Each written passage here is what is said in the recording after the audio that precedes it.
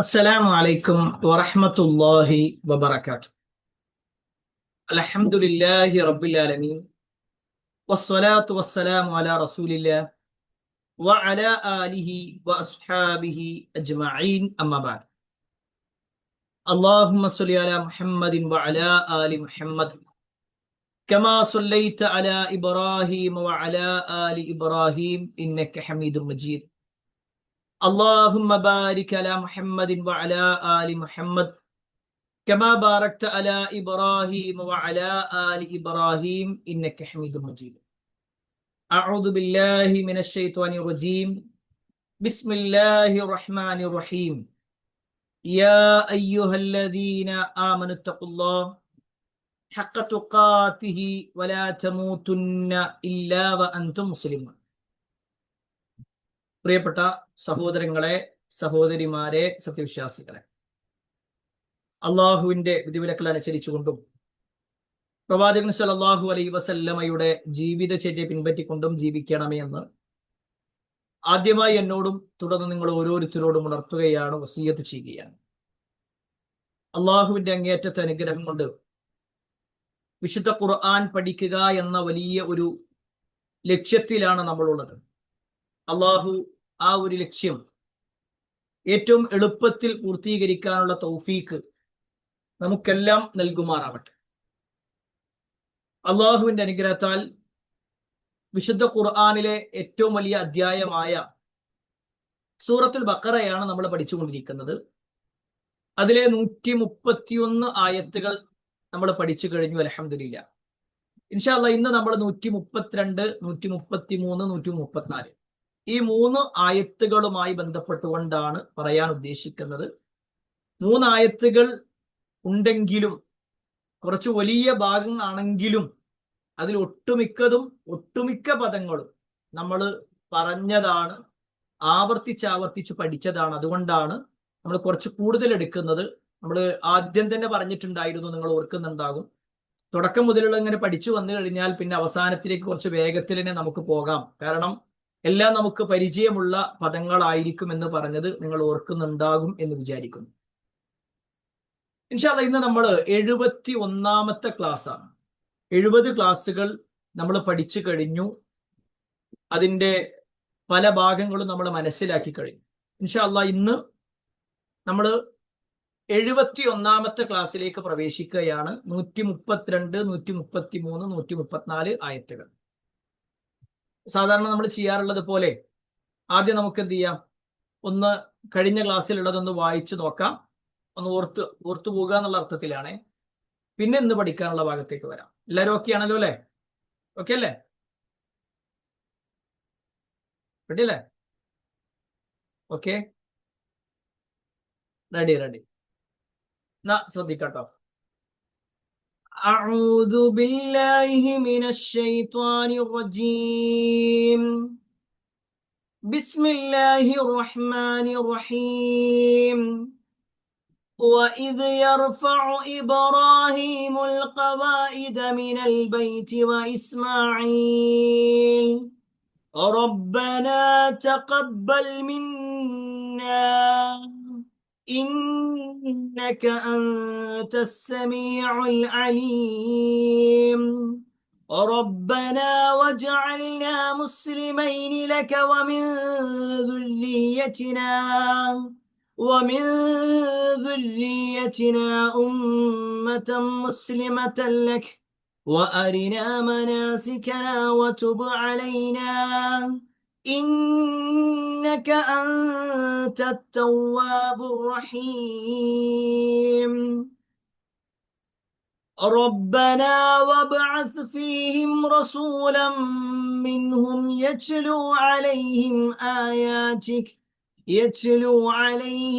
آياتك ويعلمهم الكتاب والحكمة ويزكيهم إنك أنت العزيز الحكيم ومن يرغب عن ملة إبراهيم إلا من سفه نفسه ولقد اصطفيناه في الدنيا وإنه في الآخرة لمن الصالحين إذ قال له ربه أسلم قال أسلمت لرب العالمين. നമ്മൾ കഴിഞ്ഞ 70 ക്ലാസ്സുകളിലൂടെ 131 ആയത്തുകൾ പഠിച്ചു കഴിഞ്ഞു. ഇൻഷാ അല്ലാഹ് ഇന്ന് 132, 33, 34 ഈ 3 ആയത്തുകളാണ് നമ്മൾ പഠിക്കാൻ പോകുന്നത്. ഇത് കാണുമ്പോൾ കുറച്ച് വലിയ ആയത്തുകളൊക്കെ ആയിട്ട് നമുക്ക് തോന്നാം. എന്നാൽ ഇതിലുള്ള എല്ലാ പദങ്ങളും നമ്മൾ ഇതിനു മുമ്പ് ചർച്ച ചെയ്തതാണ്, അല്ലെങ്കിൽ നമുക്ക് പരിചയമുള്ളതാണ്. നമുക്ക് പരിചയമില്ലാത്ത ഒരു പദം പോലും അതിലില്ല എന്നാണ് ഞാൻ മനസ്സിലാക്കുന്നത്. ഇനി ഉണ്ടെങ്കിൽ ചിലപ്പോൾ 1 or 2 ഉണ്ടാകും മാക്സിമം. അന്ന് നമ്മൾ പഠിക്കാൻ പോകുന്ന ഭാഗം എല്ലാവരും ശ്രദ്ധിക്കുക. നമുക്ക് പരിചയമുള്ളതാണെന്ന് വിചാരിച്ചിട്ട് അശ്രദ്ധമായി പോകരുത്. നമ്മൾ പൂർണ്ണമായി കൊണ്ട് തന്നെ കേൾക്കുക. എല്ലാവരും കൂടെ ഓതാൻ നോക്കണം കേട്ടോ. ووصى بها إبراهيم بنيه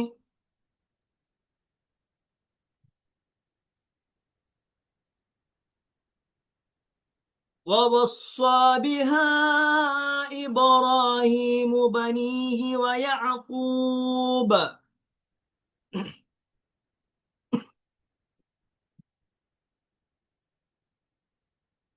يا بني إن الله اصطفى لكم الدين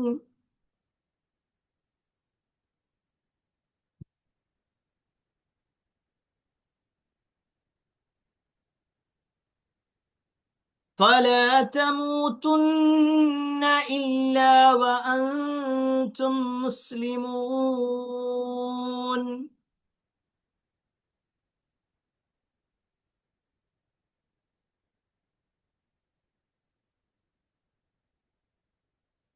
أم كنتم شهداء إذ حضر يعقوب الموت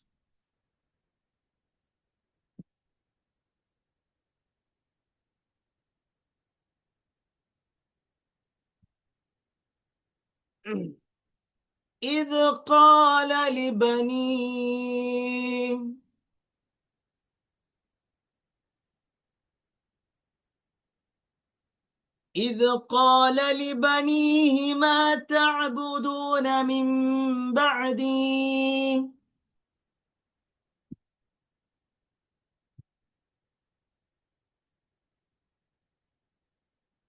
قالوا نعبد إلهك وإله آبائك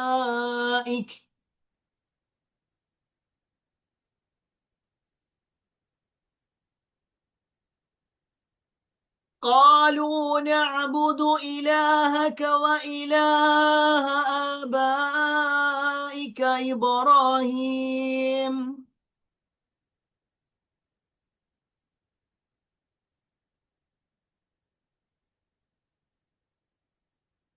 إبراهيم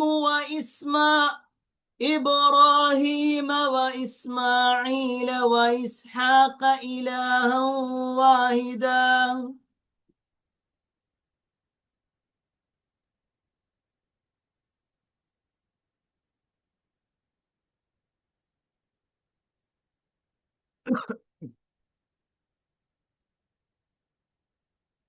ونحن له مسلمون.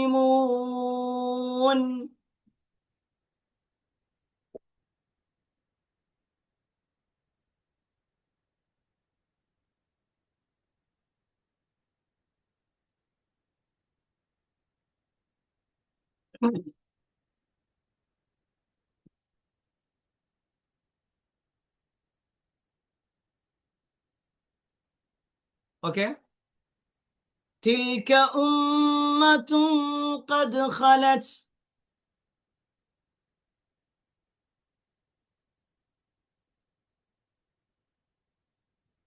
لها ما كسبت ولكم ما كسبتم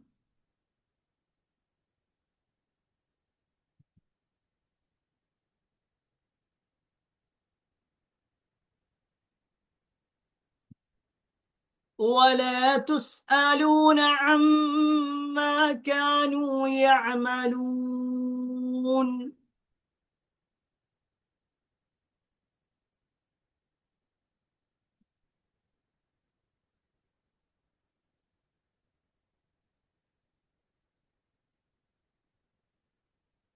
ഓക്കെ, അപ്പൊ നമ്മള് 3 ആയത്തുകൾ പറഞ്ഞു. നിങ്ങൾ ഇങ്ങനെ നോക്കിയാലേ ഇതിൽ ഏതെങ്കിലും പദങ്ങൾ നമ്മൾ ഇതിനു മുമ്പ് വായിക്കാത്തതോ പഠിക്കാത്തതോ ഒക്കെ ആയിട്ടുണ്ടോ? ഇതിലേതെങ്കിലും പദങ്ങൾ എന്താണ് നിങ്ങൾക്ക് തോന്നണേ? അങ്ങനെ ഒരു കെട്ടിക്കുടുക്കുള്ള പദങ്ങളായിട്ട് പറഞ്ഞോളി, മെസ്സേജ് ചെയ്തോളി ഏതാന്നുള്ളത്. നിന്റെ ഓർമ്മയിൽ ഇല്ലാത്തത് കൊണ്ടാണോ എന്നും കൂടി അറിയാൻ വേണ്ടിയിട്ടാണേ. ഏതെങ്കിലും പദം അറിയാത്തതുണ്ടോ അതില്? നമ്മള് പഠിക്കാത്തതോ അല്ലെങ്കിൽ ഇതുവരെ വരാത്തതോ ആയ വല്ല പദങ്ങളും ഉണ്ടോ? അതൊക്കൊന്നും ഓർമ്മയില്ല. വവസ്സ എന്നുള്ളത് അല്ലെ? ഓക്കെ, വവസ്സ എന്നുള്ളത്. കെസബത്ത് എന്നുള്ളത് വന്നിട്ടില്ല. കസ്ബ് എന്നൊക്കെ പറഞ്ഞിട്ട് കെസബത്ത് വന്നിട്ടുണ്ട് എന്നാണ് എൻ്റെ ഒരു ഓർമ്മ. അതിന് ഇതിൽ തന്നെയാണോ കസബ, കസബിന എന്നുള്ള പ്രയോഗങ്ങളൊക്കെ നമ്മളന്ന് പറഞ്ഞിട്ടുണ്ടായിരുന്നു. സമ്പാദ്യം എന്നൊക്കെ പറഞ്ഞിട്ടും ഇത് ഓർമ്മയിൽ പറഞ്ഞു എന്നാണ്. ഓക്കെ, വേറെ ഏതെങ്കിലും ഉണ്ടോ? വേറെ ഏതെങ്കിലും പദങ്ങളുണ്ടോ? ഖലത്ത്, അതെ അതെ അല്ലെ. ഖലത്ത് എന്നുള്ളത് ഹലറ എന്നുള്ളത് അല്ലെ. ഹലറ എന്ന് പറഞ്ഞാൽ ശരിക്കും ഹാലിറാകാണ്. ഹാലിറാക നമ്മള് ആ ഒരു സന്ദർഭം, അവിടെ ഉള്ള ആ ഒരു സന്ദർഭത്തിനെ കുറിച്ച് പറയണം. എന്താണെന്നുള്ളത് നമുക്ക് വിശദീകരിക്കാം. ഓക്കെ, അപ്പോ വേറെ വല്ല ഈ ഖലത്ത് എന്നുള്ളത് മാത്രമാണോ? ഖല എന്നുള്ളത് ഖലാഫിയ നദീർന്നോ അങ്ങനെ എന്തോ ഒരു പ്രയോഗം നമ്മൾ ഇതിനു മുമ്പ് പറഞ്ഞിട്ടുണ്ട് അതിന്റെ ഒരു ഓർമ്മ, ആ ഒരു പദം. ഓക്കെ, ഏതായിരുന്നാലും നമുക്കൊന്ന് പറയുമ്പോൾ ഒന്നും കൂടി ക്ലിയർ ആവും. ആദ്യം നമുക്ക് എന്ത് ചെയ്യാം, 132-ാമത്തെ ആയത്ത് ഒന്നും കൂടി ഒന്ന് ഓടാം. അതില് പിഴവ് വരാൻ സാധ്യതയുള്ള വാചകം, അതിൽ ഒന്നാമത്തെ വാചകം തന്നെയാണ് വ വസ്വാന. വ വസ്വ. ചില ആൾക്കാർ എന്ത് ചെയ്യുന്ന വെച്ചാല് വ എന്നുള്ളത് ഒന്ന് മാത്രമായിട്ട് പറയും, വസ്വാബിഹ എന്ന് പറയും. വ എന്നുള്ളത് പെട്ടെന്ന് കാണൂല. അപ്പൊ വ വസ്വ എന്നുള്ളതിന് പകരം വസ്വാബിഹ എന്ന് പറയും. അത് തെറ്റാണ്. ചില ആൾക്കാർ ഫ വസ്സ എന്ന് പറയും. ഫ വസ്സ. ഫ അല്ല, വ തന്നെയാണ്. അപ്പൊ അങ്ങനെ തന്നെ ഓതണം. ووصى بها إبراهيم بنيه. إبراهيم بني. إبراهيم بني. ويعقوب. ويعقوب. ووصى بها إبراهيم بنيه ويعقوب. ഓതണേ.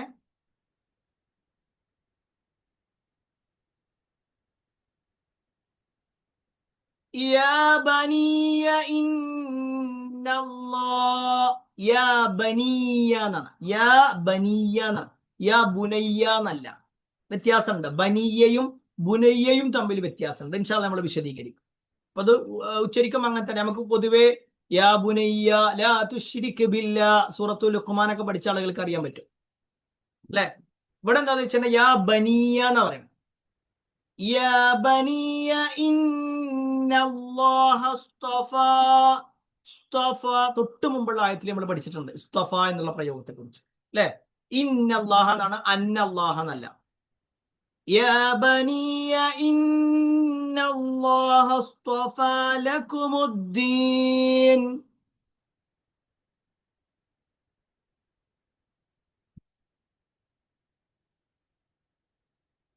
എല്ലാവരും കൂടെ ഓതണേ. فلا تموتن إلا وأنتم مسلمون.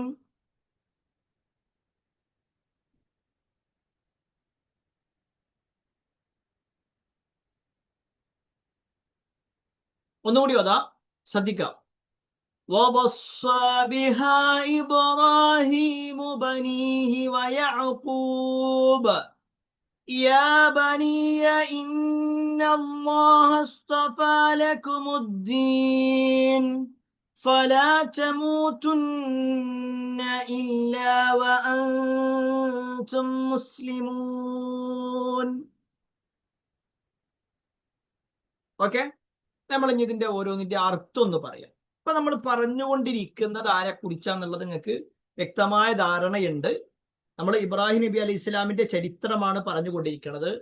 ആരാണ് ഇബ്രാഹിം നബി അലൈഹി ഇസ്ലാം, അദ്ദേഹത്തിന്റെ പ്രബോധനം എങ്ങനെയായിരുന്നു, അദ്ദേഹത്തോട് അള്ളാഹ് പറഞ്ഞ ചില കാര്യങ്ങൾ എന്തൊക്കെയാണ്, അതിന്റെ അടിസ്ഥാനത്തിൽ അദ്ദേഹം ചെയ്ത പ്രവർത്തനങ്ങള്, അദ്ദേഹത്തിന്റെ പ്രാർത്ഥനകള്, അദ്ദേഹം സമൂഹത്തിന് വേണ്ടി പ്രാർത്ഥിച്ചത്, മക്കൾക്ക് വേണ്ടി പ്രാർത്ഥിച്ചത്, ഇങ്ങനെ ഒരുപാട് കാര്യങ്ങൾ കഴിഞ്ഞ ഒരു ചില ആയത്തുകളിലൂടെ നമ്മൾ വിശദമായിട്ട് പറഞ്ഞു.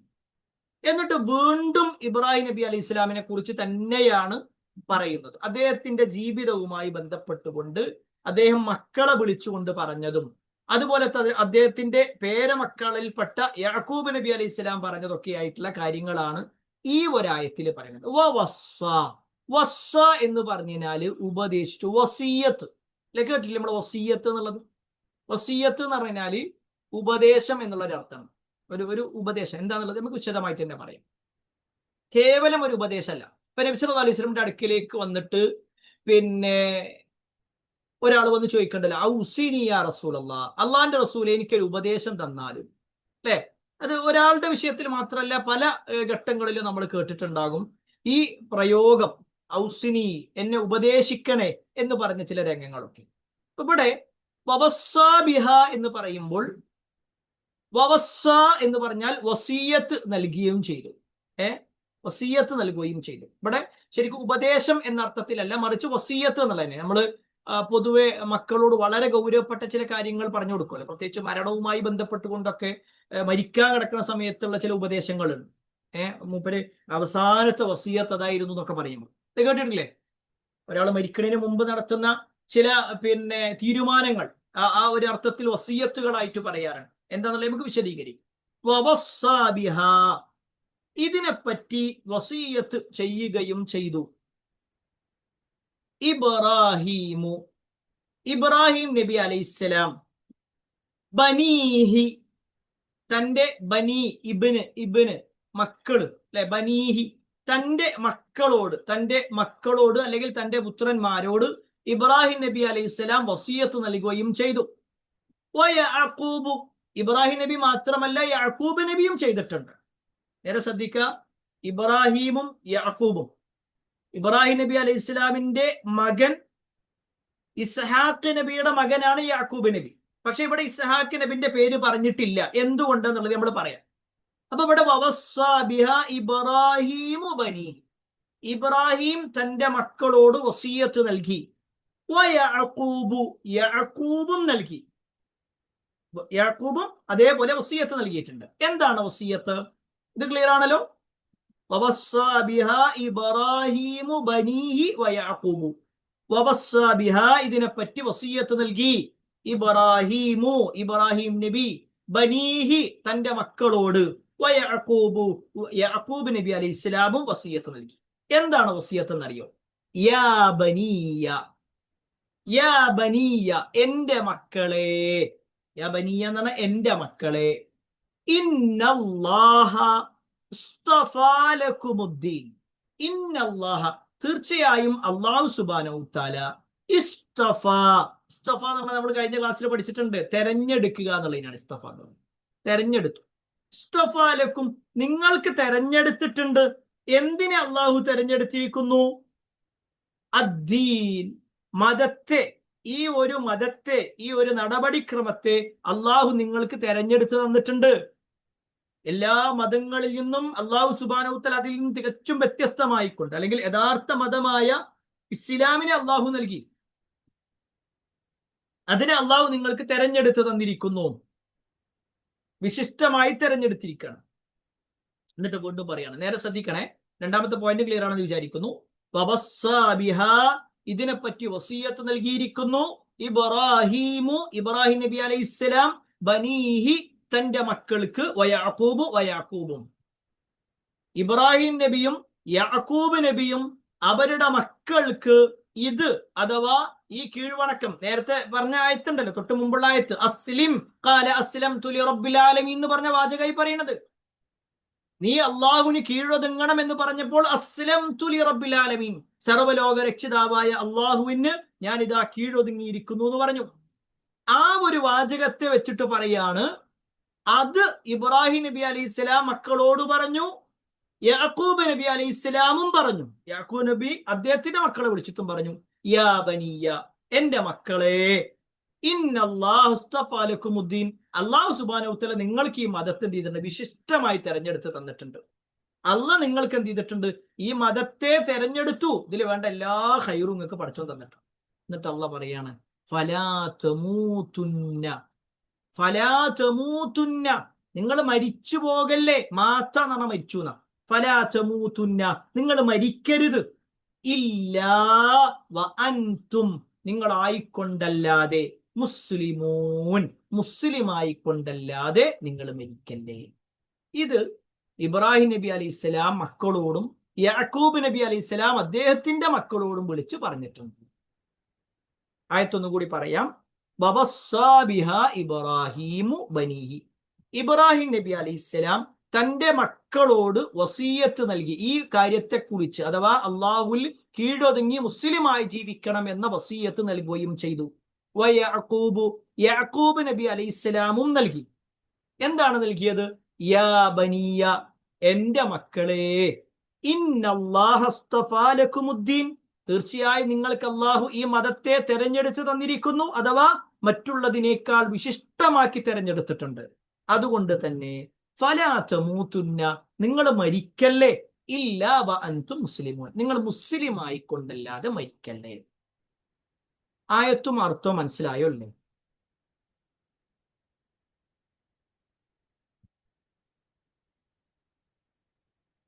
മനസ്സിലായിട്ടുണ്ടോ?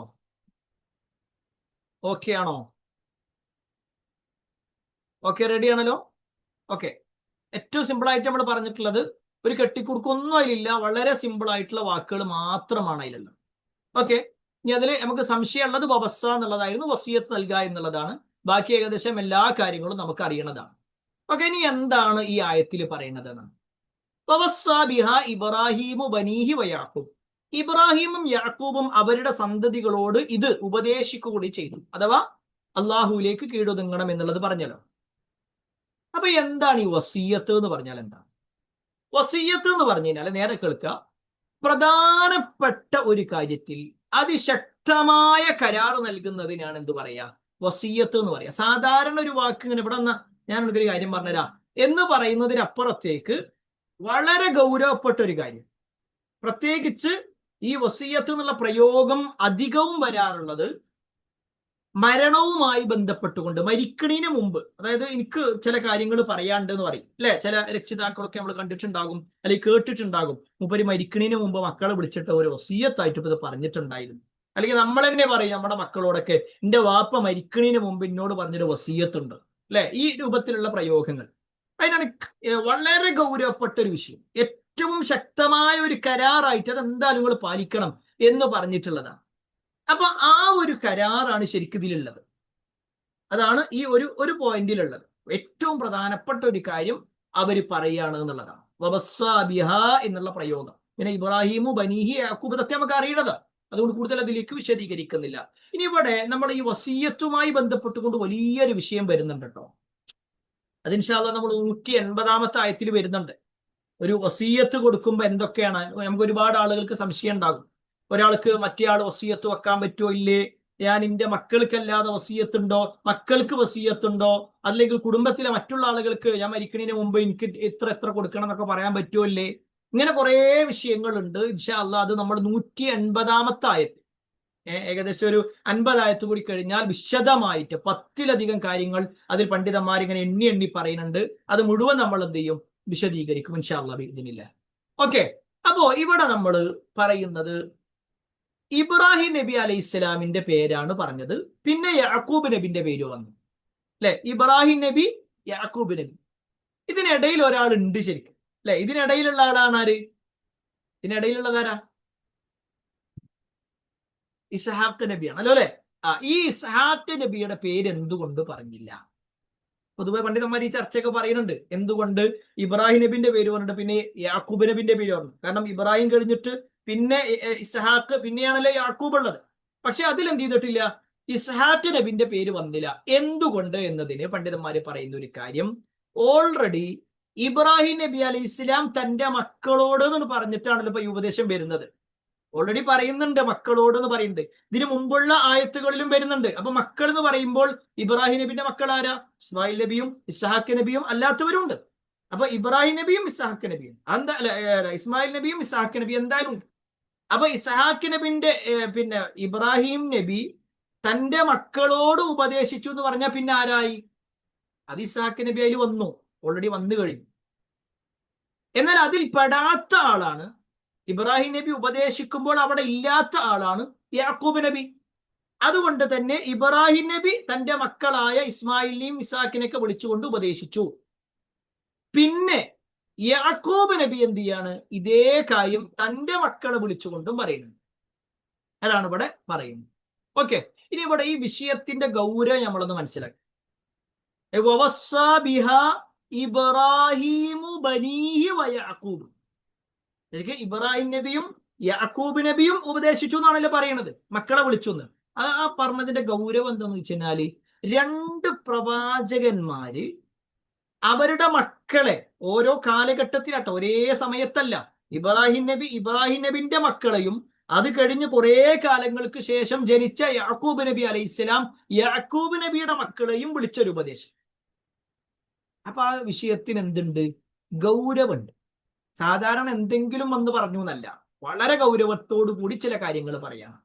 എന്താണ് ആ കാര്യം എന്നുള്ളതാണ് പിന്നീട് പറയുന്നത്. യാ ബനിയ, എന്റെ മക്കളെ, ഇന്നല്ലാഹുസ്തഫാലക്കുമുദ്ദീൻ, തീർച്ചയായും അല്ലാഹു സുബ്ഹാനഹു തആല നിങ്ങൾക്ക് ഈ മതത്തെ തെരഞ്ഞെടുത്ത് തന്നിട്ടുണ്ട്, ഇതിനെ വിശിഷ്ടമായി തെരഞ്ഞെടുത്തിരിക്കുന്നു. ഫലാ തമൂതുന്ന ഇല്ലാ വഅൻതും മുസ്ലിമൂൻ, നിങ്ങൾ മുസ്ലിം ആയിക്കൊണ്ടല്ലാതെ മരിക്കല്ലേ. അല്ലെ, ഈ വാചകം നമ്മൾ അർത്ഥം പറഞ്ഞതാണ്, അതുകൊണ്ട് കൂടുതൽ വിശദീകരിക്കുന്നു. ഇവിടെ ബനിയ ബുനയ്യ രണ്ടും ഖുർആനിലുള്ള പദങ്ങളാണ്. ബനിയ എന്നുള്ളതുകൊണ്ട് ഇപ്പൊ ഇവിടെ പറഞ്ഞത് ബനിയ എന്നാണ്, യാ ബനിയ ഇന്നല്ലാഹ് എന്ന് പറഞ്ഞു. എന്നാൽ ചില ആയത്തുകൾ യാ ബുനയ്യ യാ ബുനയ്യ അല്ലെ, എങ്ങനെയുള്ള യാ ബുനയ്യ ലാ തുശ്രിക് ബില്ലാഹ് ഇന്ന ശിർക ലദുൽമുൻ അളീം എന്നൊക്കെ പറഞ്ഞിട്ടുള്ള ആയത്തുകൾ നമ്മൾ കേട്ടിട്ടുണ്ടാവും. ഇത് രണ്ടും തമ്മിലുള്ള വ്യത്യാസം എന്താണെന്ന് ചോദിച്ചു കഴിഞ്ഞാൽ, ബനിയ എന്ന് പറഞ്ഞു കഴിഞ്ഞാൽ എന്റെ മക്കളെ എന്നാണ്. കുറെ ആളുകൾ ഉണ്ടാവും, കുറെ ആളുകളുണ്ട്. ബനിയ എന്ന് പറയുമ്പോൾ ഒരാൾക്കല്ല, ഒന്നിലധികം ആളുകൾ, കുറെ ആളുകൾ ഉണ്ടാകുമ്പോഴാണ് ബനിയ, മക്കളെ എന്നുള്ള പ്രയോഗം വരിക. എന്നാൽ ബുനയ്യ എന്ന് പറഞ്ഞു കഴിഞ്ഞാലോ, ഒരു മകനെ വിളിച്ചിട്ട് എന്റെ മോന് ഇവിടെ വന്ന, എന്റെ മോനോട് ഞാനൊരു കാര്യം, അല്ലെ, ഒരാളെ വിളിച്ചിട്ട് പറയണതാണ്. അഥവാ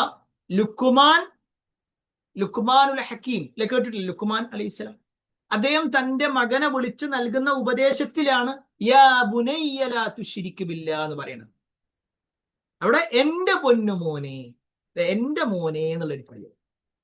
എന്തിനാണ് ശരിക്ക് ഈ ഒരു പ്രയോഗം പറയുന്നത്? നമ്മൾ ഖുർആനിന്റെ ആയത്തുകൾ പരിശോധിക്കുമ്പോൾ ഖുർആനിൽ ഒരുപാട് മനഃശാസ്ത്രപരമായ കാര്യങ്ങളുണ്ട്. നമ്മൾ ഇതിനു മുമ്പ് ഒരു കോഴ്സ് തന്നെ എടുത്തിട്ടുണ്ടായിരുന്നു, ഇസ്ലാമിക് സൈക്കോളജി എന്ന് പറഞ്ഞിട്ടുള്ളത്. കാരണം ഖുർആനുമായി ബന്ധപ്പെട്ടുകൊണ്ടുള്ള ഒരുപാട് ഭാഗങ്ങളുണ്ട്. പ്രത്യേകിച്ച് ഇവിടെ ഒരു പാരന്റിങ്ങിന്റെ ഒരു ടിപ്പാണ് ശരിക്ക് അള്ളാഹു നമുക്ക് പറഞ്ഞു തരുന്നത്. ഖുർആനിലൂടെ അള്ളാഹ് പറഞ്ഞു തരികയാണ്. ഒരു പ്രവാചകൻ അല്ല, രണ്ട് പ്രവാചകന്മാർ, അവരുടെ മക്കളെ, അതും ആ രണ്ട് പ്രവാചകന്മാരും വലിയ സ്ഥാനമുള്ളവരാണ്. ഇബ്രാഹിം നബി എന്ന് പറഞ്ഞാൽ എല്ലാവരുടെയും നേതാവായിക്കൊണ്ടാണ് പറയുന്നത്. അതേപോലെ തന്നെ യാക്കൂബ് നബി അലൈഹി ഇസ്ലാമും അങ്ങനെ തന്നെയാണ്, ബനു ഇസ്രായേലരുടെ നേതാവായിക്കൊണ്ട് എണ്ണപ്പെടുന്ന ആളാണ്. ഇവരൊക്കെ വിളിക്കുന്നത് യാ ബുനയ്യ അല്ലെങ്കിൽ യാ ബനിയ. ഖുർആനിൽ തന്നെ വേറെയും ആയത്തുകൾ ഇതുമായി ബന്ധപ്പെട്ടുകൊണ്ട് നല്ല ഒരു പിതാവിനെ കുറിച്ച് പറയുമ്പോൾ അവിടെ എണ്ണി പറയുന്ന ഒരാളാണ് ലുഖ്മാൻ അലൈഹിസ്സലാം. നല്ല ഒരു വാപ്പയാണ് എന്ന നിലയ്ക്ക് ആ മകനെ വിളിച്ചുകൊണ്ട് ഒരുപാട് ഉപദേശങ്ങൾ കൊടുക്കുന്നു. അതിലൊക്കെ ഉള്ള എന്താന്ന് വെച്ച് കഴിഞ്ഞാൽ വലിയ ഒരു ഖൈർ അള്ളാഹു നമുക്ക് ഖുർആനിലൂടെ നൽകുന്നു. എന്താന്ന് വെച്ച് കഴിഞ്ഞാല്, മക്കളെ ഉപദേശിക്കുന്ന സമയത്ത് സ്നേഹത്തോടു കൂടിയുള്ള പ്രയോഗങ്ങളാണ് വേണ്ടത്. യാ ബുനയ്യ, എന്റെ പൊന്നുമോൻ, അല്ലെ, യാ ബനിയ, എന്റെ പൊന്നു മക്കളെ, അല്ലെ, വളരെ സ്നേഹത്തോടു കൂടിയുള്ള വാക്കാണ്. എന്തുകൊണ്ട് എന്ന് ചോദിച്ചാൽ, ഒരു ഉപദേശം നമ്മൾ എന്താണോ പറയുന്നത് അതിന് എത്രത്തോളം ഗൗരവം നമ്മൾ കൊടുക്കുന്നുണ്ടോ ആ ഗൗരവം ആ വ്യക്തിയോടുള്ള ഇഷ്ടത്തിന്റെ പേരിൽ നമ്മൾ കൊടുക്കണം. അല്ലെ, നമ്മളൊരു ഉപദേശം കൊടുക്കുമ്പോൾ ആ കുട്ടിനോട് വെറുപ്പുള്ളത് കൊണ്ടല്ലല്ലോ അപ്പൊ എന്തുകൊണ്ടാണ് ഇന്നത്തെ കാലഘട്ടത്തിൽ പലപ്പോഴും രക്ഷിതാക്കളോട് മക്കൾക്ക് വെറുപ്പുള്ളത് എന്തുകൊണ്ടാണെന്ന് അറിയാം? രക്ഷിതാക്കൾ ഉപദേശിക്കുന്നത് കൊണ്ടും ഉപദേശ നിർദ്ദേശങ്ങൾ കൊടുക്കുന്നത് കൊണ്ട് തന്നെയാണ് ഒരു ഭാഗത്ത്. അപ്പൊ രക്ഷിതാക്കൾക്ക് പിന്നെ ഉപദേശിക്കണ്ടേ? ചില ആൾക്കാർ ചോദിക്കുന്ന ഒരു ചോദ്യമാണ്, പിന്നെ നമ്മൾ എന്താ ഉണ്ടാക്കുക വേണ്ട, ഓരോ തോന്നിയ പോലെ ഓരോ നടക്കുക, അതൊക്കെ നമ്മൾ സപ്പോർട്ട് ചെയ്യാണ്? ഒരിക്കലും സപ്പോർട്ട് ചെയ്യാണ്. പക്ഷേ നമ്മൾ പറയുന്ന കാര്യം അവർക്ക് സ്നേഹം, അവരോടുള്ള സ്നേഹത്തിന്റെ പേരിലാണ് നമ്മൾ പറയുന്നത് എന്ന ഒരു ബോധ്യപ്പെടുത്തൽ അവർക്ക് ഉണ്ടാവേണ്ടത്. നിങ്ങൾക്ക് മനസ്സിലാകാൻ വേണ്ടിയിട്ട് ഒന്നുകൂടി പറയാം. അപ്പൊ ഞാന് ഇതിലുള്ള ഒരാളെ ഉപദേശിക്കണമെന്ന് വിചാരിച്ചു. ഞാൻ ഉപദേശിക്കുന്ന സമയത്ത് നിങ്ങൾക്ക് ഫീൽ ചെയ്യണം, എന്നോട് മൂപ്പര് ഈ വിഷയം പറയുന്നത് എന്നോടുള്ള ഇഷ്ടം കൊണ്ടാണ്, ഞാൻ ഒരിക്കലും ഒരു പ്രയാസത്തിലാവരുത് എന്ന നിലക്കാണ് എന്ന ബോധ്യപ്പെടൽ ഉണ്ടെങ്കിലേ ഞാൻ പറയുന്നത് നിങ്ങൾ കേൾക്കുള്ളൂ, നിങ്ങളത് അനുസരിക്കുള്ളൂ, അല്ലെ? അതല്ല ഇയാൾ എന്തിനാ എന്റെ കാര്യത്തിലാണ് പറഞ്ഞ ആവശ്യം, എനിക്ക് എന്റേതായ കുറെ സ്വാതന്ത്ര്യങ്ങളില്ലേ എന്ന് നിങ്ങൾ ചിന്തിച്ചാലോ, അപ്പൊ എന്ത് ചെയ്യൂല, ഞാൻ പറഞ്ഞത് നിങ്ങൾ സ്വീകരിക്കൂല, മനസ്സറിഞ്ഞ് കേൾക്കൂല. കാരണം എന്താ, അതെന്തോ ആയിക്കോട്ടെ, അയാൾ പറഞ്ഞോട്ടെ, അല്ലെങ്കിൽ ചിലപ്പോൾ അവിടുന്ന് എണീറ്റ് പോകുന്ന ഒരു അവസ്ഥയാണ്. അപ്പൊ ഇവിടെ പ്രിയപ്പെട്ട രക്ഷിതാക്കളോട്, എന്റെ ഈ ശബ്ദം കേൾക്കുന്നവരിൽ ഒരുപാട് രക്ഷിതാക്കൾ ഉള്ളത് കൊണ്ട് തന്നെ പറയട്ടെ, നമ്മൾ നമ്മുടെ മക്കളോട് ഉപദേശങ്ങൾ നൽകുമ്പോൾ ഈ ഒരു പ്രയോഗം നടത്തണമെന്നാണ്. എന്റെ പൊന്നുമോൻ ഇവിടെ വന്നു, എന്റെ മുത്തുമണി ഇവിടെ വന്നാണ്, അല്ലെ? നമ്മൾ ആ ഓരോരോ പ്രയോഗങ്ങൾ, ഓരോ നാട്ടിലെ ഓരോ ശൈലികളാണ് ഉണ്ടാവുക. അപ്പൊ നമ്മൾ അത് പറയുമ്പോൾ തന്നെ ശ്രദ്ധിക്കണം, ഈ ഉപദേശിക്കുമ്പോൾ നമ്മൾ അതിന്റെ സൈക്കോളജി വെച്ചിട്ട് പറയാം, ഈ രൂപത്തിൽ നേർക്ക് നേരെയുള്ള പ്രയോഗങ്ങൾ ഒഴിവാക്കി, നേർക്ക് നേരെ ഇങ്ങനെ ഉപദേശിക്കുന്നതിന് പകരം ഇങ്ങനെ അവിടെ അടുത്തിരുത്തിയിട്ട് നമ്മൾ ചേർത്ത് നിർത്തിയിട്ട് പറയാം. ഇങ്ങനെയാകുമ്പോൾ എന്താ വെച്ച് കഴിഞ്ഞാല് നേർക്ക് നേരെ അതൊരു ഇൻഡു ആണ്, ശരിക്കും ഒരു വിപരീത ദിശയിലായിട്ടാണ് വരിക, നേർക്ക് നേരെയുള്ള ഒരു ഇതായിട്ടാണ് വരിക.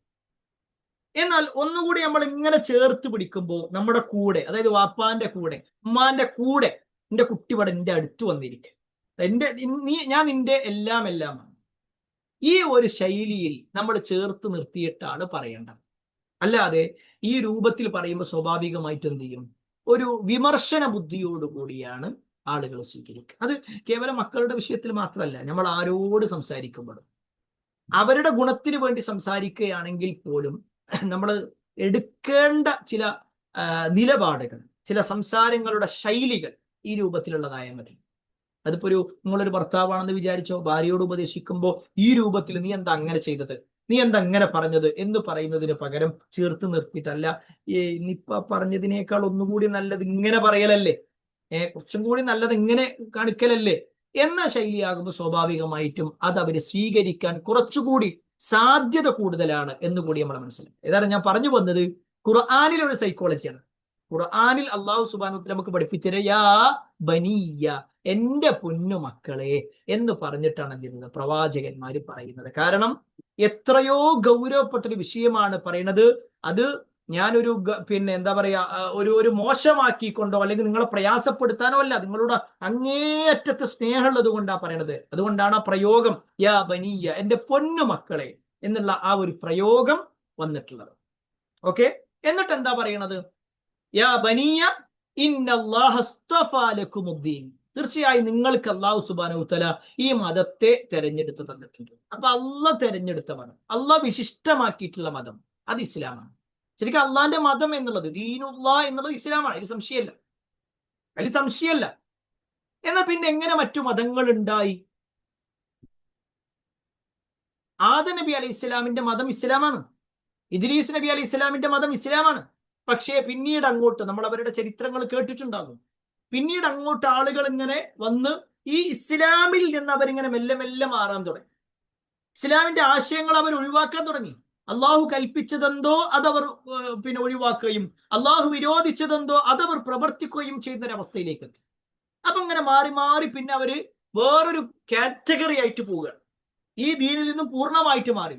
പിന്നെ അവർക്ക് എന്ത് ചെയ്യണം, ഈ ദീനിനോട് വിരുദ്ധമാണെന്ന് പറയാൻ വേണ്ടി മറ്റു പേരുകൾ സ്വീകരിക്കേണ്ടി വരും. അങ്ങനെയാണ് പലരും എന്ത് ചെയ്തത്, മറ്റു മതങ്ങൾ സ്വീകരിക്കുന്ന ഒരവസ്ഥയിലേക്കും ആ പേരുകൾ വെച്ചുകൊണ്ട് ആ മതങ്ങളിലേക്ക് ആളുകളെ കൂട്ടുന്ന ഒരവസ്ഥയിലേക്കും ഉണ്ടായത്. കാരണം ഇവിടെ ഇസ്ലാം പറഞ്ഞത് എന്താ, ഇസ്ലാം ഏതെങ്കിലും ഒരു വ്യക്തിയിലേക്കല്ല ചുരുക്കപ്പെട്ടിട്ട്, നിങ്ങൾ ആ വ്യക്തിയെ മനസ്സിലാക്കണം എന്നല്ല പറഞ്ഞു, നിങ്ങൾ നിങ്ങളെ സൃഷ്ടിച്ചവനാരാണോ അവനെ നിങ്ങൾ ആരാധിച്ചവൻ.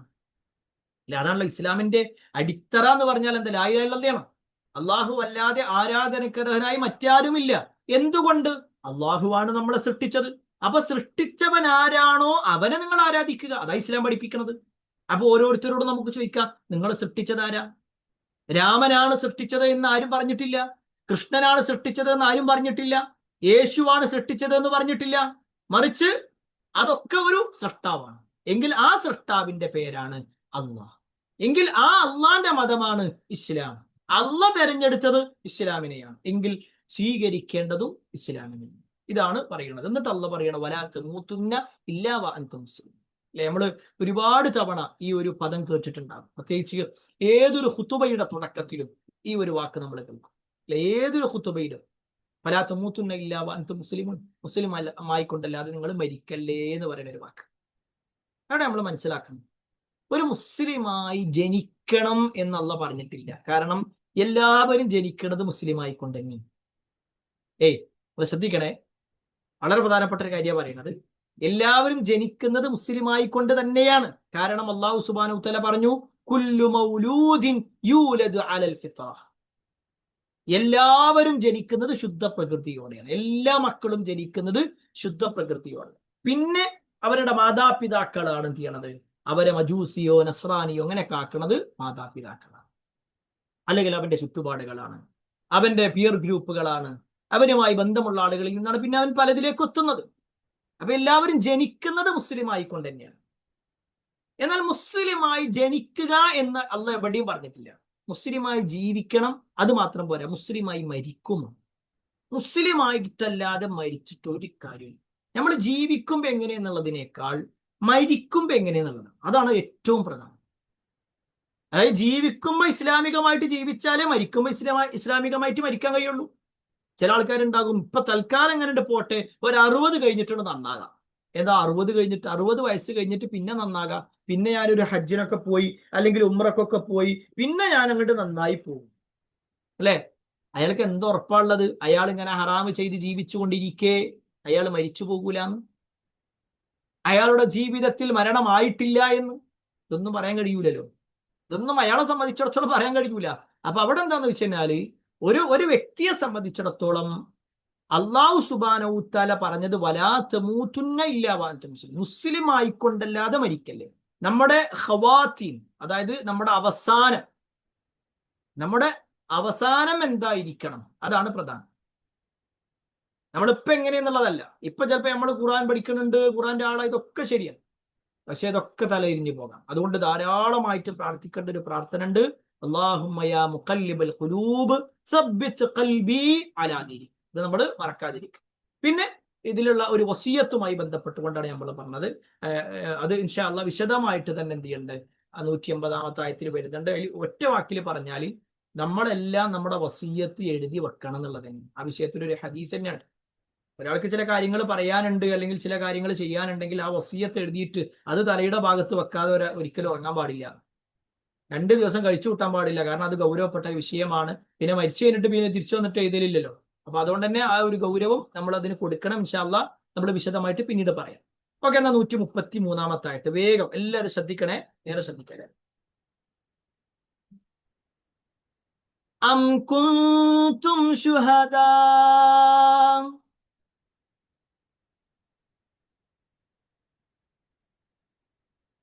അം നാട്ടോ അം അം അം കുന്തും ശുഹദാ,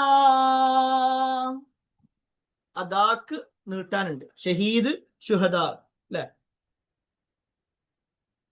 ഇദ് ഹളറ യഅഖൂബൽ മൗത്ത്,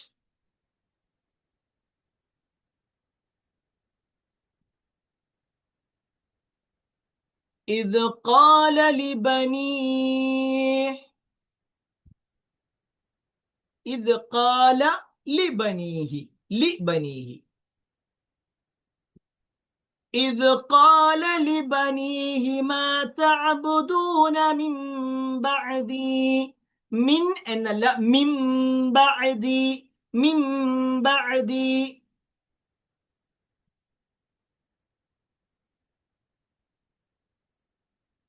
قالوا نعبد إلهك وإله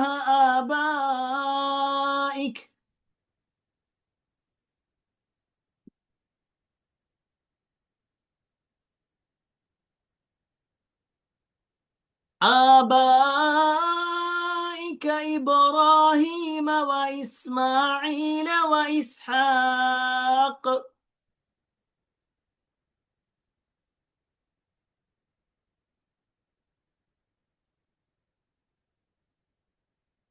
إبراهيم وإسماعيل وإسحاق إلها واحدا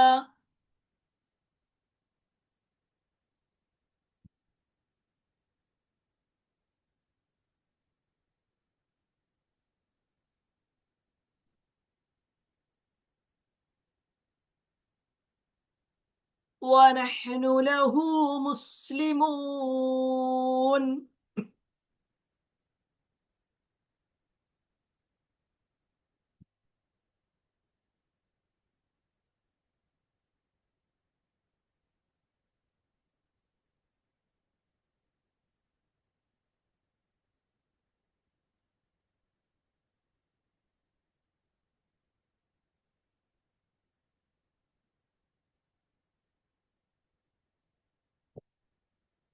ഓക്കെ, എല്ലാവരും ഓതിയിട്ടുണ്ടാന്ന് വിചാരിക്കുന്നു. ഞാൻ ഒന്നുകൂടി ഓതാം, നിങ്ങൾ കൂടെ ഓതാൻ നോക്കുക. أم كنتم شهداء أم كنتم شهداء إذ حضر يعقوب الموت إذ قال لبنيه ما تعبدون من بعدي قالوا نعبد إلهك وإله آبائك إبراهيم وإسماعيل وإسحاق إلها واحدا ونحن له مسلمون. ശ്രദ്ധിക്കുക. അം കുൻതും, കാന എന്ന് പറയുന്നത് ആയിരുന്നു, കുൻതും എന്ന് പറഞ്ഞാൽ നിങ്ങളായിരുന്നു. അം കുൻതും നിങ്ങളായിരുന്നോ, നിങ്ങൾ ഉണ്ടായിരുന്നോ എന്നാണ്. നിങ്ങളായിരുന്നോ, നിങ്ങൾ ഉണ്ടായിരുന്നോ.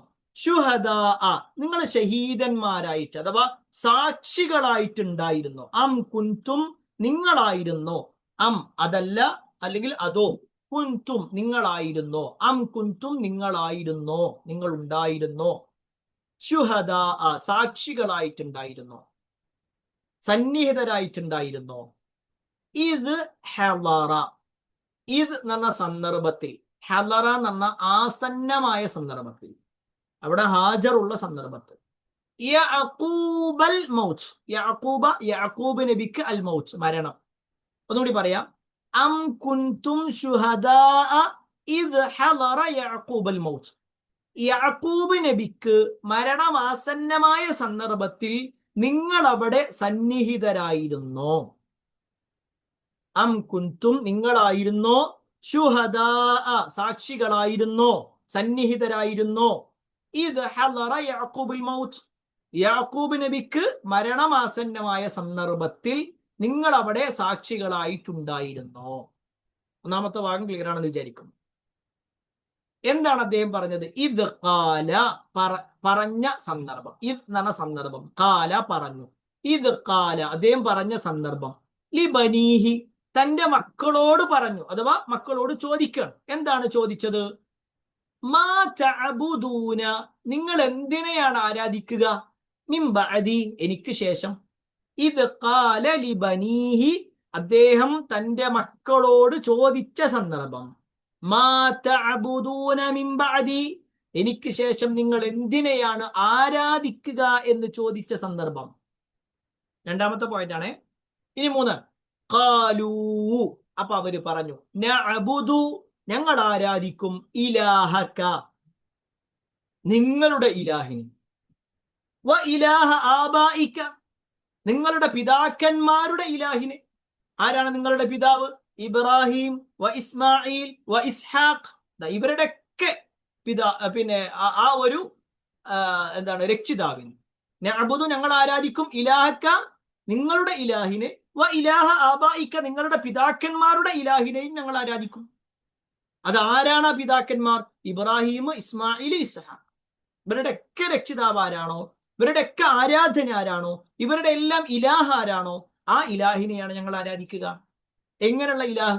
ഇലാഹം വാഹിദ, ഒരേ ഒരു ആരാധ്യൻ. വനഹ്നു ലഹു, ഞങ്ങളാകട്ടെ അതിന്റെ കാര്യത്തിൽ മുസ്ലിമൂൻ, കീഴൊതുങ്ങിയവരാണ്. ഞങ്ങൾ അവന്, ആ അള്ളാഹുവിന് കീഴൊതുങ്ങിയവരുമാണ്. മനസ്സിലാവേണ്ട അർത്ഥം മനസ്സിലായിട്ടുണ്ടോ അല്ലേ? ഇനി പറയണോ? ഇനി പറയണോ?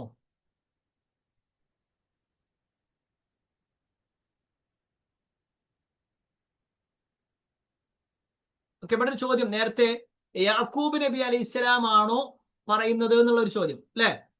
അതായത് നേരത്തെ നമ്മൾ പറഞ്ഞു ഇബ്രാഹിം നബിയും അതുപോലെ തന്നെ യാക്കൂബ് നബിയും തന്റെ മക്കളെ വിളിച്ചുകൊണ്ട്, ഇബ്രാഹിം നബി അദ്ദേഹത്തിന്റെ മക്കളെ വിളിച്ചു. ആ കാലം കഴിഞ്ഞ് പിന്നെ കുറെ കഴിഞ്ഞിട്ട് ആരെന്ത് ചെയ്യാണ്? യാക്കൂബ് നബി അദ്ദേഹത്തിന്റെ മക്കളെയും വിളിച്ചിട്ട് പറയാണ്. ഇനി ഇവിടെ തന്നെയാണ്, ഇവിടെ യാക്കൂബ് നബിന്റെ ഒന്നുകൂടി ക്ലിയർ ആയിട്ട് പറയാണ്. യാക്കൂബ് നബി അലൈഹി ഇസ്ലാമിന് മരണമാസന്നമായി വന്നു. മരിക്കാൻ കിടക്കാന്ന് പറയില്ലേ, ആ മരിക്കാൻ കിടക്കുന്ന സമയത്ത് യാക്കൂബ് നബി തന്റെ മക്കളൊക്കെ വിളിച്ചുകൂട്ടി. ആരൊക്കെ ഉണ്ട്? യൂസുഫ് നബി ഉണ്ട്, ബിന്യാമീൻ ഉണ്ട്, പിന്നെ നമ്മൾ 10ഓളം ആളുകളുടെ പേര് ഇതിനു മുമ്പ് പറഞ്ഞിട്ടുണ്ട് അല്ലെ, ഓർമ്മണ്ടല്ലോ. ഇതിനു മുമ്പ് നമ്മൾ ആയത്ത് വിശദീകരിച്ചിട്ടുണ്ട്. അതിൽ കൃത്യമായി 12 ആളുകളുടെ പേരും പറഞ്ഞിട്ടുണ്ട്. ആ 12 ആളുകളെയും വിളിച്ചിട്ട് യാക്കൂബ് നബി അലൈഹി സ്വലാം അവരോട് ചോദിക്കണം, മാ തഅബുദൂന മിൻ ബഅദി, എനിക്ക് ശേഷം നിങ്ങൾ ആരെയാണ് ആരാധിക്കുക, നിങ്ങൾ എന്തിനെയാണ് ആരാധിക്കുക? അപ്പൊ അവരെല്ലാരും പറയാണ്, ഞങ്ങൾ ആരാധിക്കുക വാപ്പ നിങ്ങളെ ഇലാഹിനെയാണ്, നിങ്ങൾ ആരാധ്യൻ ആരാണോ അവനെ ഞങ്ങൾ ആരാധിക്കും. അഥവാ നിങ്ങൾ ഇത്ര കാലം വിളിച്ചത് ആരെയാണ്? അള്ളാനെയല്ലേ, അവരെ തന്നെ ഞങ്ങളും ആരാധിക്കും. അത് മാത്രല്ല, നിങ്ങളെയും നിങ്ങളെ വാപ്പാന്റെയും വാപ്പാന്റെ വാപ്പ ഇങ്ങനെയൊക്കെ ഉണ്ടല്ലോ, എല്ലാവരും ആരാധിച്ചിരുന്ന ഒരു റബ്ബില്ലേ, ആ റബ്ബിനെ ഞങ്ങൾ ആരാധിക്കുക. ഞങ്ങൾ പണ്ട് മുതൽ നിങ്ങൾ എന്താണോ ആരാധിച്ചിരുന്നത് അതിനെ തന്നെ ഞങ്ങൾ ആരാധിക്കും. വനഹ്നു ലഹു മുസ്ലിമുൻ, ഞങ്ങളാകട്ടെ അള്ളാഹ്ക്ക് കീഴ്പ്പെടുന്നവരാണ്. ഇത്രയും ക്ലിയർ ആണോ? റെഡി? ഇനി ഇതിൽ കുറച്ച് കാര്യങ്ങൾ, ചെറിയൊരു വിശദീകരണം ഇതിൽ ചില ഭാഗങ്ങളിൽ കൊടുക്കേണ്ടതുണ്ട്. അതിൽ ഒന്നാമത്തെ വാചകം അം കുന്തും ശുഹദാഅ ഇദ് ഹളറ യഅഖൂബൽ മൗത്ത് എന്നാണ്. യാക്കൂബ് നബിക്ക് മരണമാസന്നമായ സന്ദർഭത്തിൽ നിങ്ങൾ അവിടെ സന്നിഹിതരായിരുന്നു. അം കുന്തും, നിങ്ങളായിരുന്നോ, ശുഹദാഅ, സാക്ഷികളായിരുന്നോ, ഇദ് ഹളറ യഅഖൂബൽ മൗത്ത്, യാക്കൂബ് നബിക്ക് മരണമാസന്നമായ സന്ദർഭത്തിൽ നിങ്ങൾ അവിടെ സന്നിഹിതരായിരുന്നോ. ഇവിടെ കുന്തും, നിങ്ങൾ എന്ന് പറഞ്ഞല്ലോ, അതാര? രണ്ട് നിലക്ക് വ്യാഖ്യാനങ്ങൾ വന്നിട്ടുണ്ട്. ഒന്ന്, അത് യഹൂദന്മാരെ കുറിച്ചാണ്. കാരണം ഈ ഒരു സൂറത്ത് മദീനത്താണുള്ളത്. ഇതിലെ പല കാര്യങ്ങളും ജൂതന്മാരുമായി ബന്ധപ്പെട്ടുകൊണ്ടാണ് പറഞ്ഞത്. അപ്പൊ അതുകൊണ്ട് തന്നെ ഈ ജൂതന്മാര് അവകാശപ്പെടുന്നു, ഞങ്ങൾ യാക്കൂബ് നബിയുടെ സന്താന പരമ്പരയിൽപ്പെട്ടവരാണ്, യാക്കൂബ് നബിയുടെ മകനായ യഹൂദയുടെ മക്കളാണ് ഞങ്ങളാണ് യഥാർത്ഥ ദീനിന്റെ ആളുകൾ എന്ന് അവകാശപ്പെടുന്നു. എങ്കിൽ അല്ല ചോദിക്കാൻ, അല്ല നിങ്ങൾ അവിടെ സന്നിഹിതരായിരുന്നോ? യാക്കൂബ് നബി തന്റെ മക്കളെ വിളിച്ചു കൂട്ടിയിട്ട് അദ്ദേഹത്തിന് ആ മരണമാസന്നമായ സന്ദർഭത്തിൽ ഇങ്ങനെ കാര്യങ്ങൾ പറയുമ്പോൾ നിങ്ങൾ ആരെങ്കിലും ഉണ്ടായിരുന്നോ?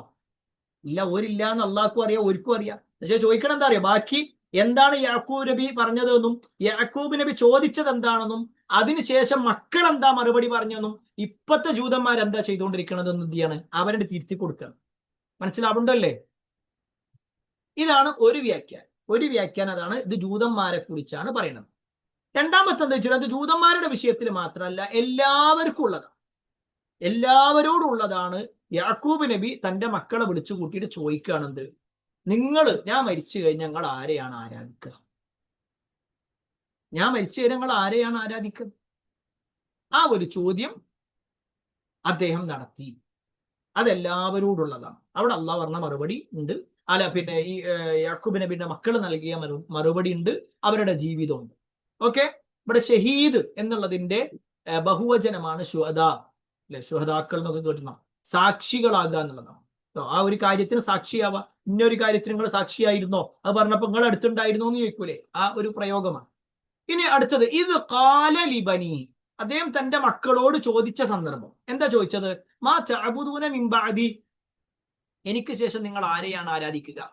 അപ്പൊ ഇവിടെ ഈ ബനീഹി എന്ന് പറഞ്ഞു കഴിഞ്ഞാൽ ആരാന്ന് വെച്ച് കഴിഞ്ഞാല് യൂസുഫ് നബിയും സഹോദരങ്ങളും. നേരത്തെ നമ്മൾ പറഞ്ഞു യൂസുഫ് നബി, ബിന്യാമീന്, ഇങ്ങനെ കുറെ ആളുകളുടെ പേര് പറഞ്ഞില്ലേ. ആ 12 ആളുകളുടെ കാര്യത്തിലാണ് പറയുന്നത്. ഇവിടെ മാ മിംബാദി എനിക്ക് ശേഷം എന്ന് പറഞ്ഞാൽ മാ തഅബുദൂന മിംബാദി എനിക്ക് ശേഷം നിങ്ങൾ ആരെയാണ് ആരാധിക്കുക, അല്ലെങ്കിൽ എന്തിനെയാണ് ആരാധിക്കുക എന്ന് ചോദിച്ചാൽ എന്റെ ശേഷം അഥവാ എന്റെ കാലശേഷം, എന്റെ മരണത്തിന് ശേഷം. അപ്പൊ ജീവിച്ചിരിക്കുമ്പോ പറയാം മോനായി ചെയ്യരുത്, ഇത് ചെയ്യരുത് എന്ന് കൃത്യമായിട്ട് യാക്കൂബ് നബിക്ക് പറഞ്ഞു കൊടുക്കാം.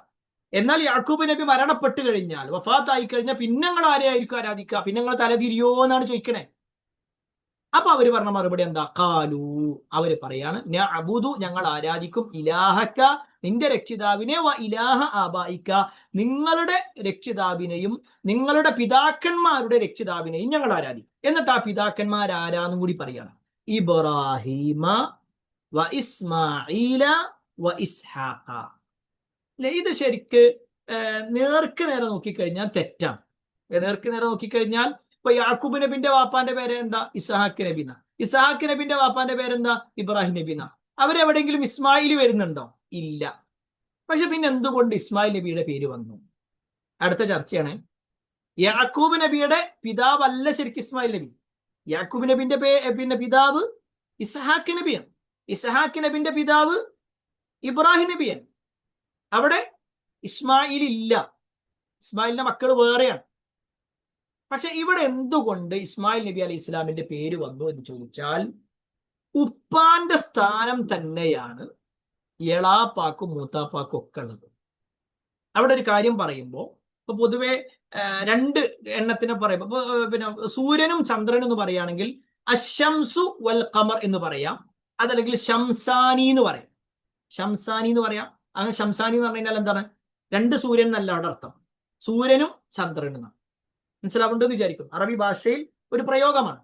എങ്കിൽ അതേപോലെ തന്നെ ഇവിടെ പിതാവ് എന്ന് പറഞ്ഞിട്ട്, നിങ്ങളുടെ വാപ്പ എന്ന് പറഞ്ഞിട്ട് പിന്നെ ഇസ്ഹാഖ് ഇബ്രാഹിം എന്ന് മാത്രം ചുരുക്കാതെ ഇസ്ഹാഖ് നബിന്റെ കൂടെ തന്നെ ആരുടെ പേരുണ്ണി? ഇസ്മായിൽ നബിന്റെ പേരുണ്ണി. കാരണം ഇസ്ഹാഖ് നബിന്റെ സഹോദരനാണ് ഇസ്മായിൽ നബി. യാക്കൂബ് നബിയെ സംബന്ധിച്ചിടത്തോളം ഇസ്ഹാഖ് നബി ആരാണ്? വാപ്പയാണ്. ഇസ്മായിൽ നബിയോ മൂത്താപ്പയാണ്. മൂത്താപ്പയാണ് അല്ലെ? ഇസ്ഹാഖ് നബിന്റെ ജ്യേഷ്ഠനാണല്ലോ ഇസ്മായിൽ നബി. നിങ്ങൾ ഇവിടെ അല്ലേ എല്ലാരും ഉറങ്ങിയോ? ആകെ പിടുത്തമിട്ടോ? ശ്രദ്ധിക്കണല്ലേ നിങ്ങള്? എല്ലാരും ശ്രദ്ധിക്കട്ടോ. ഹലോ, ശ്രദ്ധിക്കേ.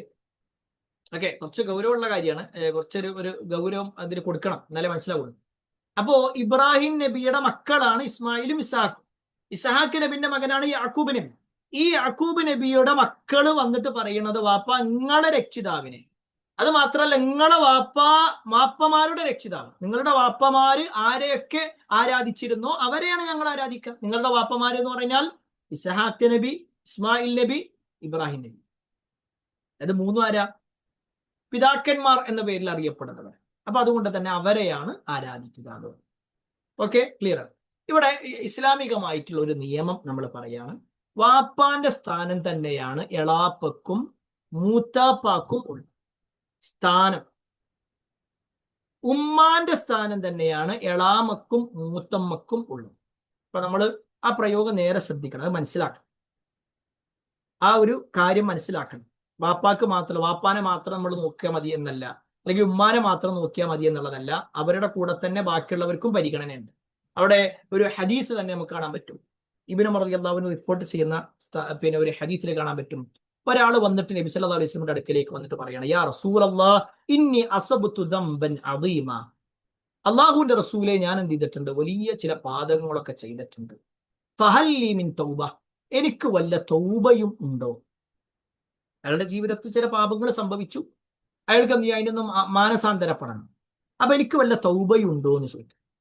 അപ്പൊ നബി സല്ലല്ലാഹു അലൈഹി വസല്ലം അയാളോട് പറയാൻ പറയും, ഹല്ലക മിൻ ഉമ്മി, നിനക്ക് ഉമ്മ ഉണ്ട്, എന്റെ ഉമ്മ ജീവിച്ചിരിക്കണുണ്ടോ എന്നാണ്. അയാൾ ഉമ്മ ഉണ്ട് എന്ന് പറയുന്നത് ഉമ്മാക്ക് സേവനം ചെയ്തോ എന്ന് പറയാനാണ്. അപ്പൊ അയാൾ പറഞ്ഞില്ല, ഇല്ല. അപ്പൊ വീണ്ടും ചോദിക്കണം, ഹല്ലക മിൻ ഖാല, ഉമ്മാന്റെ സഹോദരി ഉണ്ടോ? ഉമ്മാന്റെ സഹോദരി, ഉമ്മാന്റെ ജ്യേഷ്ഠത്തിയോ അനിയത്തിയോ ഒക്കെ ആയിട്ടുള്ള ആളുകളുണ്ടോ? പറഞ്ഞു, ഞാൻ ഉണ്ട്. അപ്പൊ നബി സല്ലല്ലാഹു അലൈഹി വസല്ലം അവരോട് പറയാണ്, ഫബിർറഹ, എന്നാൽ അവർക്ക് നീ പുണ്യം ചെയ്തോ, അവർക്ക് പുണ്യം ചെയ്യും. അതാണ് എന്റെ പണി. നിന്റെ തൗബ എന്ന് പറഞ്ഞാൽ അതാണ്. ആ തെറ്റുകളിൽ നിന്നൊക്കെ പൊരുത്തപ്പെട്ട് കിട്ടാൻ, ആ തെറ്റുകളൊക്കെ അള്ളാഹു മായ്ച്ചു കളയാൻ ഈ ഉമ്മാനെ സഹായിക്കുക, അല്ലെങ്കിൽ ഉമ്മല്ലെങ്കിൽ ഉമ്മാന്റെ സഹോദരിമാരെ സഹായിക്കുക.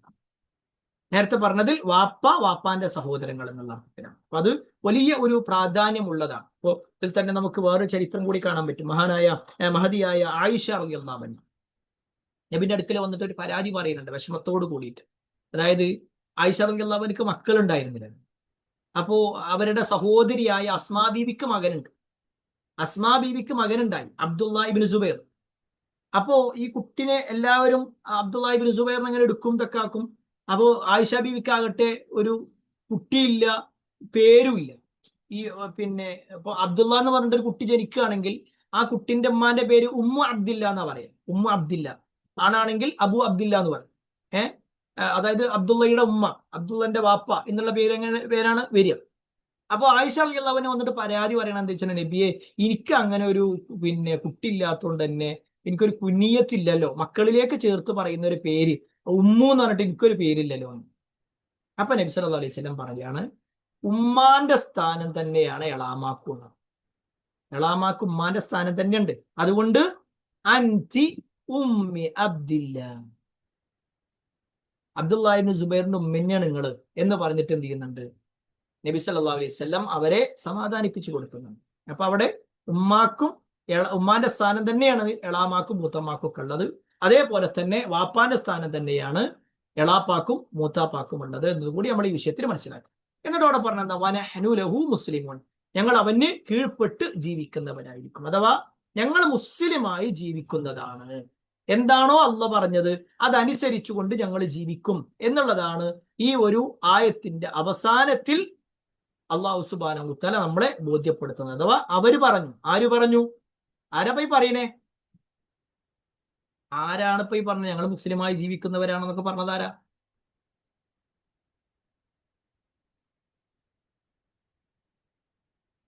മക്കള്. ആരുടെ മക്കൾ?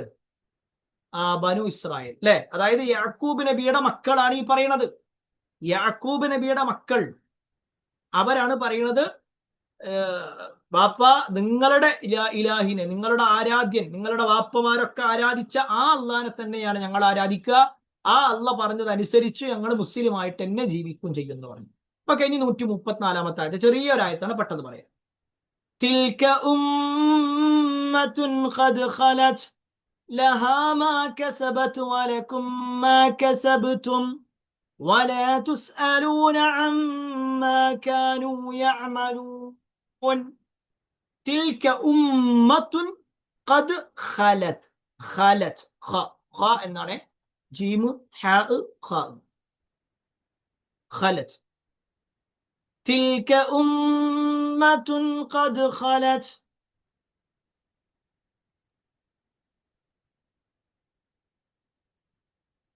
ലഹാ മാ കസബത് വലകും മാ കസബ്തും. കസബ്തും അങ്ങനെ തന്നെ പറയണം. കാരണം എന്താ? ബാക്ക് സുക്കൂന് വന്നു കഴിഞ്ഞാൽ കൽക്കലത്തിന്റെ അക്ഷരാണ് ബാ. അതെന്ത് ചെയ്യണം? വ്യക്തമാക്കി തന്നെ പറയണം. ലഹാ മാ കസബത് വലകും മാ കസബ്തും. കസബ്തും എന്ന് പറയാൻ പാടില്ല. കസബ്തും എന്നല്ല, കസബ്തും.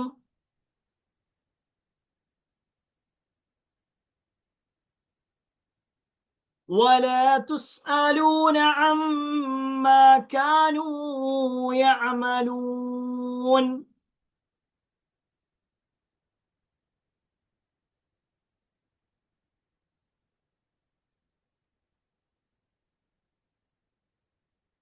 ഓക്കെ, എന്നാ കേട്ടോളി, അർത്ഥം പറയണേ. തിൽക അത്, ഉമ്മത്തുൻ തിൽക ഉമ്മത്തുൻ അതൊരു സമുദായം അത്രേ, അതൊരു സമുദായമാണ്. ഖദ് ഖലത്. ഖദ് എന്ന് പറഞ്ഞാൽ അത് ആ ഒരു സമുദായത്തെ കുറിച്ച് പറയാണ്. തിൽക ഉമ്മത്തുൻ അതൊരു സമുദായമാണ്. ഖദ് ഖലത് അത് കഴിഞ്ഞുപോയി. ഖല എന്ന് പറഞ്ഞാൽ അത് കഴിഞ്ഞു. ഖല മള എന്നുള്ള അർത്ഥമാണ്, കഴിഞ്ഞുപോയി. അത് കഴിഞ്ഞുപോയി. ആ ഉമ്മത്ത് ഏതാണ്? ഇപ്പൊ ഈ പറഞ്ഞ ആളുകളൊക്കെ ഇത് കഴിഞ്ഞുപോയി. ലഹാ ലഹാ അവർക്കുണ്ട്, അല്ലെങ്കിൽ അതിനുണ്ട്, മാ കസബത് അത് സമ്പാദിച്ചത്. ആ കഴിഞ്ഞുപോയ ഉമ്മത്ത് എന്താണോ സമ്പാദിച്ചത് അത് അവർക്കുണ്ടാകും. അവരെങ്ങനെയാണോ ജീവിച്ചത് അത് അവർക്കുണ്ട്. വലക്കും നിങ്ങൾക്കുണ്ട്, മാ കസബ്തും, നിങ്ങൾ സമ്പാദിച്ചത് നിങ്ങൾക്കുണ്ട്. വലാ തുസ്അലൂന, ചോദിക്കുന്നതല്ല, നിങ്ങൾ ചോദിക്കപ്പെടുന്നതല്ല. അമ്മാ കാനൂ, അവർ ആയിരുന്നതിനെ പറ്റി, യഅമലൂൻ, അവർ പ്രവർത്തിച്ചിരുന്നതിനെ പറ്റി നിങ്ങൾ ഒരിക്കലും ചോദ്യം ചെയ്യപ്പെടുന്നതല്ല. നേരെ ശ്രദ്ധിക്കണേ, ഏറ്റവും പ്രധാനപ്പെട്ട ഒരു അസ്ലാണ് ഈ ഒരു ആയത്തിലൂടെ അള്ളാഹു നമ്മളെ പഠിപ്പിക്കണം. നേരെ ശ്രദ്ധിക്കുക, തിൽക ഉമ്മത്തുൻ ഖദ് ഖലത്, തീർച്ചയായും അത് കഴിഞ്ഞുപോയ ഒരു സമുദായമാകുന്നു. ഈ അത് കഴിഞ്ഞുപോയ സമുദായം അങ്ങനെ പറഞ്ഞു കഴിഞ്ഞാൽ, ഇപ്പൊ ഈ പറഞ്ഞ ഇസ്രായേൽ സന്തതികൾ അവരുടെ കാര്യം പറയുന്നത്, അഥവാ യാക്കൂബ് നബി അലൈഹി ഇസ്ലാം തന്റെ മക്കളെ വിളിച്ചുകൂട്ടി പറഞ്ഞതും ഇബ്രാഹിം നബി അലൈഹി ഇസ്ലാം തന്റെ മക്കളെ വിളിച്ചുകൂട്ടി പറഞ്ഞതൊക്കെ അള്ളാനെ മാത്രമേ ആരാധിക്കാൻ വേറെ ഒരാളെയും നിങ്ങൾ ആരാധിക്കരുത് എന്നാണല്ലോ. അത് സ്വീകരിച്ച ആളുകൾ അവരത് കഴിഞ്ഞുപോയി, ആ വിഭാഗം ആളുകൾ കഴിഞ്ഞുപോയി.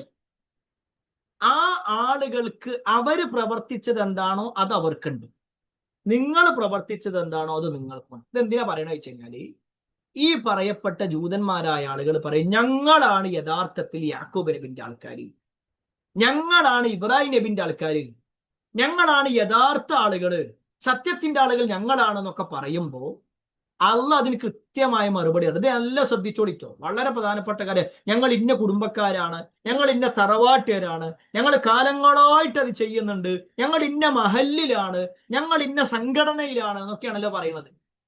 ഇന്ന ആൾക്കാർ ചെയ്തു എന്നുള്ളതാണ് നമുക്ക് തെളിവെങ്കിൽ അവര് കഴിഞ്ഞുപോയി. അവര് കഴിഞ്ഞുപോയി. തിൽക ഉമ്മത്തുൻ, അതൊരു സമുദായമാണ്. ഖദ് ഖലത്, അത് അവര് കഴിഞ്ഞുപോയി, അത് കഴിഞ്ഞുപോയി. ഓരോ നന്മയാണോ ചെയ്തത് എങ്കിൽ അവർക്ക് അതിന്റെ നന്മ അള്ളാന്റെ അടുത്ത് കിട്ടും. അവര് തിന്മയാണോ ചെയ്തത് എന്നാൽ അവർക്ക് അതിന്റെ ശിക്ഷയും കിട്ടും. പക്ഷേ അവരുടെ നന്മ നിങ്ങൾക്കോ നിങ്ങളുടെ നന്മ അവർക്കോ എന്തെങ്കിലും കിട്ടൂല. അവര് ചെയ്തത് എന്താണോ അത് അവർക്കുണ്ട്, നിങ്ങൾ ചെയ്തത് എന്താണോ അത് നിങ്ങൾ പ്രവർത്തിച്ചതിനെ പറ്റി നിങ്ങൾക്കുണ്ടാകും.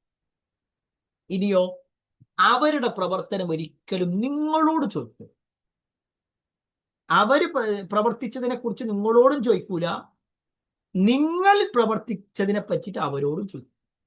എന്തിനാണ് ഇപ്പൊ നിങ്ങളൊരു വാക്കല്ല ഒരു അസ്ലിയായിട്ട് നേരെ ശ്രദ്ധിക്കുക. ഇതെന്താ, ഇതൊരു മതപരമായ ചില കാര്യങ്ങൾ ചില ആയത്തുകളിലൂടെ അങ്ങോട്ട് പഠിപ്പിക്കും. അതിൽപ്പെട്ട ഒരു കാര്യമാണ്, ഓരോരുത്തരും അവരവരുടെ കർമ്മങ്ങളാണ് നാളെ പരലോകത്ത് കൊണ്ടുവരും. മറ്റുള്ളവൻ ചെയ്തു അല്ലെങ്കിൽ ഇന്ന കുടുംബക്കാരനാണ് എന്നതുകൊണ്ട് ഒരാൾ രക്ഷപ്പെടൂല, ഇന്ന ആളാണെന്ന് പറഞ്ഞിട്ട് രക്ഷപ്പെടൂല. ഇവിടെ ഉമ്മത്ത് എന്നുള്ള വാക്കിനെ കുറിച്ച് ഖുറാനിൽ നോക്കിക്കഴിഞ്ഞാൽ 4 രൂപത്തിൽ വന്നിട്ടുണ്ട്. 4 രൂപത്തിൽ വന്നിട്ടുണ്ട്. ഒന്ന് സംഘം എന്ന അർത്ഥത്തിൽ വന്നിട്ടുണ്ട്, മറ്റൊന്ന് നിശ്ചിത കാലം എന്ന നിലക്ക് വന്നിട്ടുണ്ട്, മാതൃക എന്ന നിലക്ക്. പിന്നെ ഇബ്രാഹിം നബി അലൈഹി ഇസ്ലാമിനെ കുറിച്ച് പറഞ്ഞപ്പോൾ അദ്ദേഹം ഒരു ഉമ്മത്താണെന്ന് പറഞ്ഞത്, ഒരു മാതൃകയാണെന്ന്. അതേപോലെ തന്നെ മാർഗം എന്നൊരു അർത്ഥമുണ്ട്. ഇവിടെ എന്താന്ന് വെച്ച് കഴിഞ്ഞാൽ ഈ പറയപ്പെട്ട രൂപത്തിലാണ്. ത്വായിഫത്ത് എന്നുള്ള അർത്ഥം സംഘമാണ്, ഒരു സംഘമാണ്, അവർ കഴിഞ്ഞുപോയി. തിൽക ഉമ്മത്തുൻ ഖദ് ഖലത്, ആ ഒരു സംഘം അത് കഴിഞ്ഞുപോയി. ഈ പറഞ്ഞ ബനൂ ഇസ്രായേലരായ ആളുകൾ അല്ലെങ്കിൽ യാക്കൂബ് നബിന്റെ മക്കൾ, ഇബ്രാഹിം നബിന്റെ മക്കൾ, ഇബ്രാഹിം നബി, ഇസ്മായിൽ നബി, ഇസ്ഹാഖ് നബി, യാക്കൂബ് നബി, ഓരൊക്കെ കഴിഞ്ഞുപോയി.